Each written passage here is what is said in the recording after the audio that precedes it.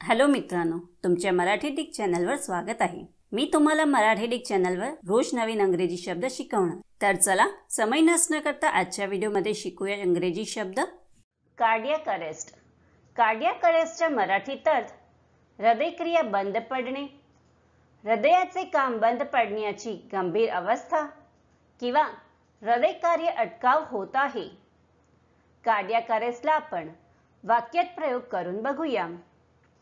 पहिला वाक्य आहे, she died after suffering a cardiac arrest.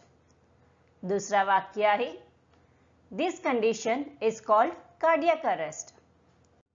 तीसरा वाक्य आहे, these are the signs of cardiac arrest।